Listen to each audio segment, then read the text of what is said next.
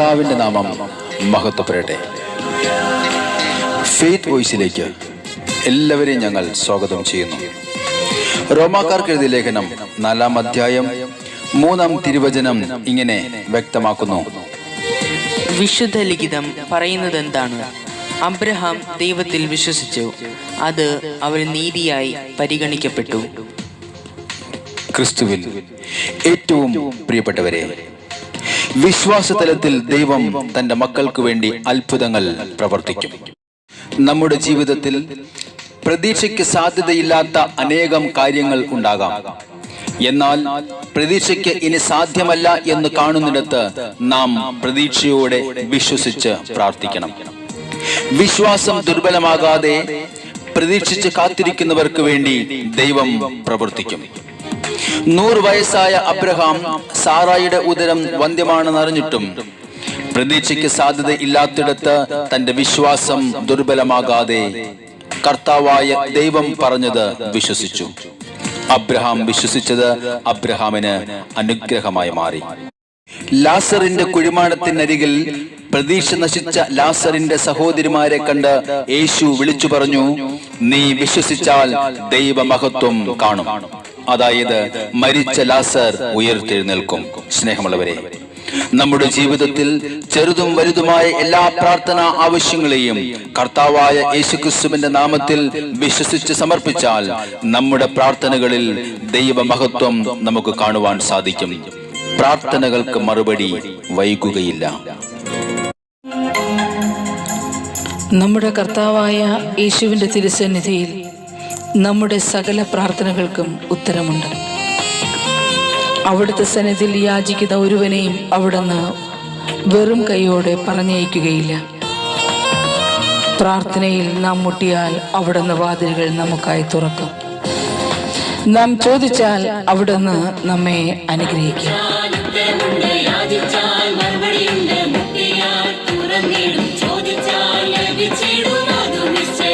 ആമേൻ.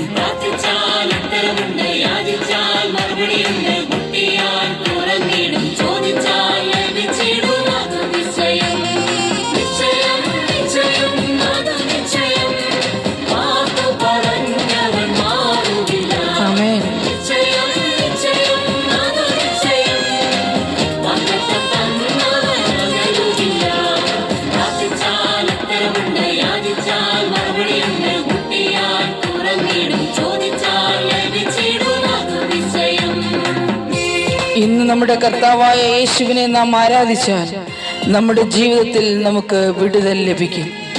കർത്താവിൽ ആശ്രയിക്കുന്നവൻ ഒരുവൻ പോലും ലജ്ജിക്കേണ്ടി വരികയില്ല. അവിടുന്ന് നമ്മെ സഹായിക്കുന്ന ദൈവം. നമുക്ക് വിശ്വാസത്തോടുകൂടി കർത്താവിനെ വിളിക്കാം.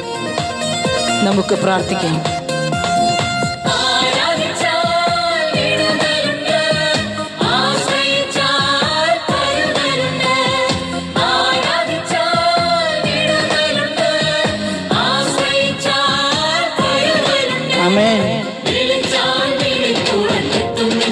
ഹല്ലേലൂയ.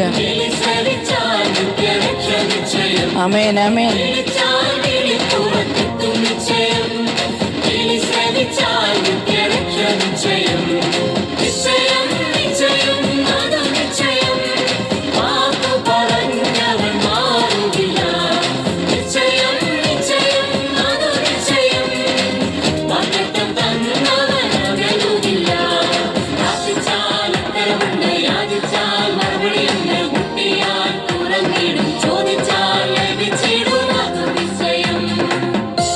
ഹൃദയം തകർന്നവർക്ക് കർത്താവ് സമീപസ്ഥനാണ്.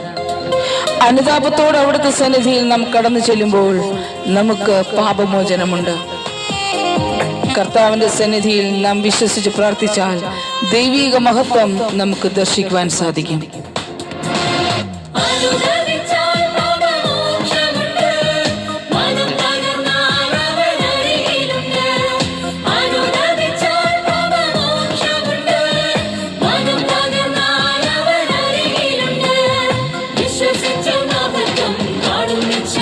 ആമേൻ.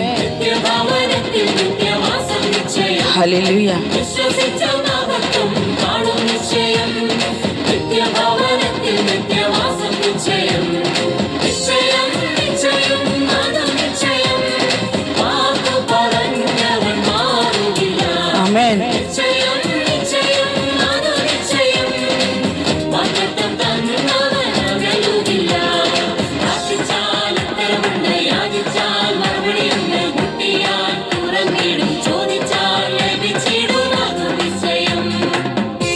നമ്മുടെ ജീവിതത്തിലെ മാറയാകുന്ന സകല കയ്പുകളെയും കർത്താവായ യേശു മാധുര്യമുള്ളതാക്കി തീർക്കാം.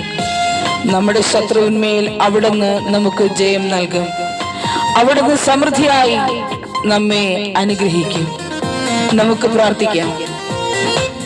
വിശ്വാസത്തോടെ കർത്താവായ യേശുവിന്റെ സന്നിധിയിൽ നമ്മെ തന്നെ കൊടുക്കാം.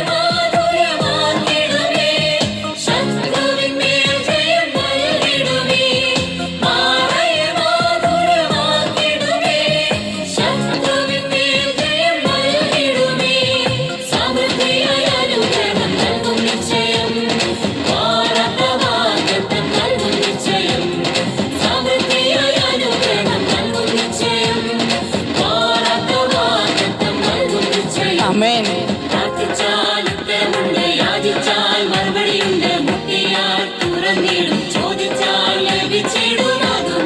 ഹല്ലേലൂയ.